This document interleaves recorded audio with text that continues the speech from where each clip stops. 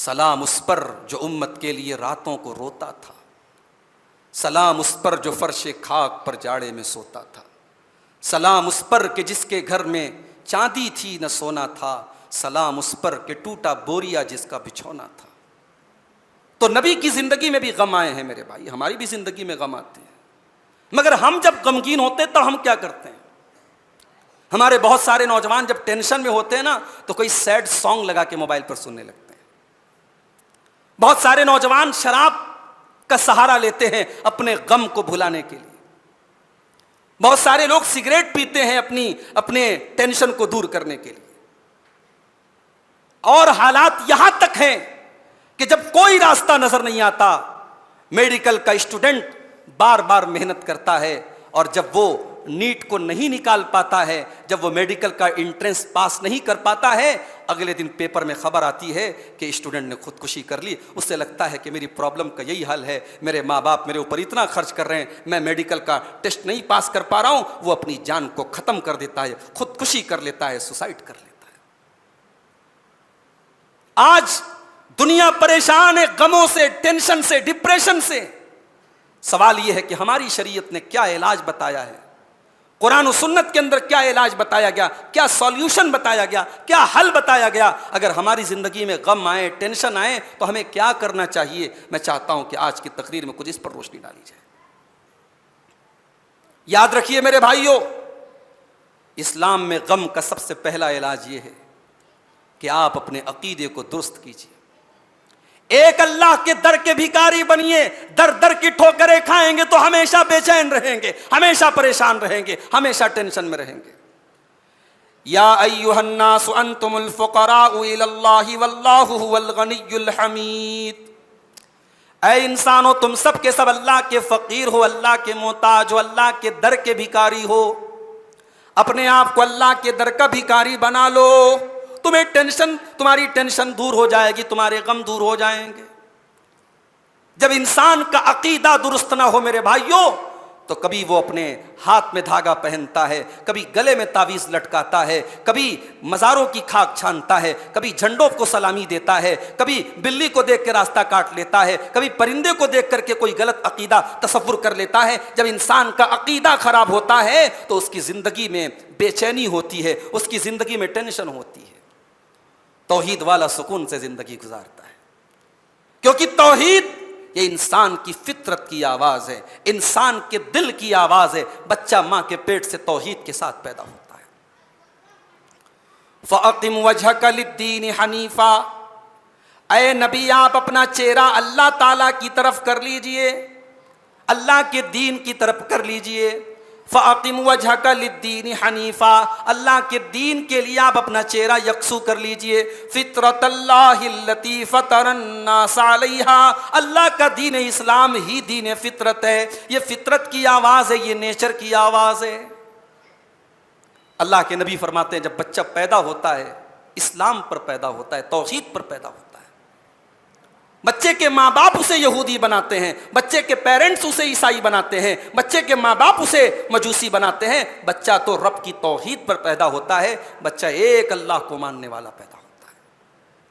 تو اگر غم کا علاج کرنا ہے تو سب سے پہلے اپنے اندر توحید پیدا کرو میرے بھائی۔ اور اگر مسلمان کو توحید بتانی پڑے تو یہ شرم کی بات ہے۔ اسلام کی تو بنیاد ہے توحید، قرآن کی تو بنیاد ہے توحید۔ وَلَقَدْ بَعَثْنَا فِي كُلِّ أُمَّةٍ رَسُولًا أَنِ اعْبُدُوا اللَّهَ وَاجْتَنِبُوا الطَّاغُوتَ، ہم نے ہر نبی کو یہی میسج دے کر کے بھیجا کہ اپنی قوم سے جا کر کے کہہ دو کہ صرف اللہ کی عبادت کرنا ہے اور غیر اللہ کی عبادت نہیں کرنا ہے۔ ہر نبی کا یہی میسج تھا۔ اور اللہ نے ہمیں اور آپ کو پیدا کیوں کیا؟ ہماری پیدائش کا مقصد بھی توحید ہے۔ وَمَا خَلَقْتُ الْجِنَّ وَالْإِنسَ إِلَّا لِيَعْبُدُونَ، میرے بندو ہم نے تم کو صرف اور صرف اپنی توحید کے لیے پیدا کیا ہے۔ توحید اس دنیا کے دل کی دھڑکن ہے۔ جس دن اس دنیا میں ایک بندہ بھی توحید پر نہیں رہے گا، دنیا اسی دن تباہ ہو جائے گی۔ اللہ کے پیارے نبی فرماتے ہیں لا تقوم الساعة حتى لا يقال في الارض اللہ اللہ، قیامت اس وقت تک نہیں آئے گی جب تک روئے زمین پر ایک انسان بھی اللہ کو ماننے والا، اللہ اللہ کہنے والا ہوگا۔ یہ بخاری کے الفاظ ہیں اور مسند احمد کے اندر یہ الفاظ ہیں، حتی لا یقال لا الہ الا اللہ، جب تک روئے زمین پر لا الہ الا اللہ کہنے والے لوگ باقی رہیں گے تب تک قیامت نہیں آئے گی۔ توحید اس کائنات کی نبض ہے، اس کائنات کے دل کی دھڑکن ہے۔ جس دن توحید ختم، اس کائنات کا آخری دن ہوگا، وہ اس دنیا کا آخری دن ہوگا۔ تو غم کا علاج اگر کرنا ہے تو سب سے پہلے اپنے عقیدے کا علاج کرو، اپنی زندگی کا مقصد توحید بناؤ۔ یہ پیشانی ہمارے جسم کا سب سے ٹاپ کا حصہ ہے، اس پیشانی کو کسی اور کے آگے جھکا کر کے ذلیل مت کرو۔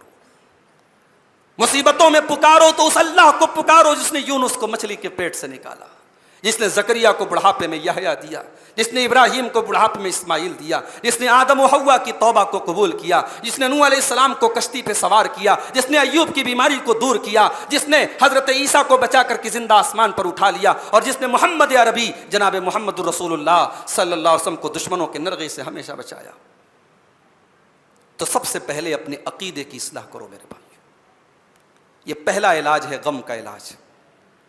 دوسری چیز، اگر یہ چاہتے ہیں ہم کہ ہمارے غم دور ہو جائیں، ہماری ٹینشنز دور ہو جائیں، تو دوسری چیز یہ ہے کہ ہم اپنے اندر اللہ کا تقوی پیدا کریں، اللہ کا ڈر پیدا کریں، پرہیزگار بنیں۔